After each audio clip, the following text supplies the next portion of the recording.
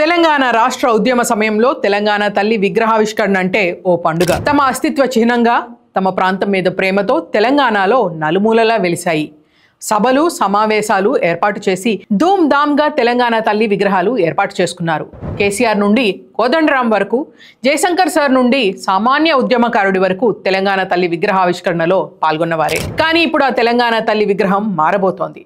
తెలంగాణ తల్లి అంటే వజ్రాలు ఆభరణాలతో కాదు, సామాన్యంగా ఉండే తల్లిలా ఉండాలి అంటూ విగ్రహం మారుస్తామని సీఎం రేవంత్ రెడ్డి ఇప్పటికే ప్రకటన చేశారు.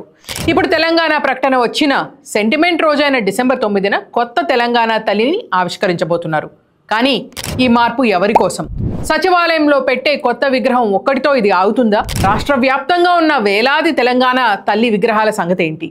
అవి ప్రభుత్వం తన ఖర్చుతో మార్చేందుకు అంగీకరిస్తుందా? అంగీకరిస్తే అందుకు అయ్యే బడ్జెట్ ఎంత?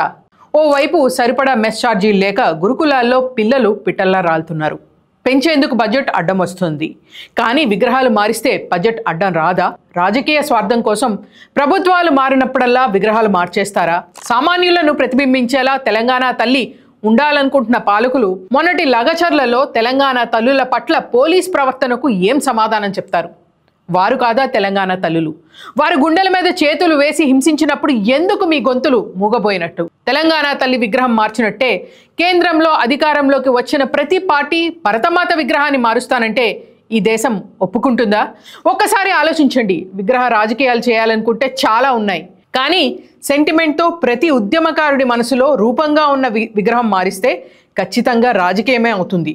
భవిష్యత్తులో ప్రతీకార రాజకీయానికి పునాదే అవుతుంది.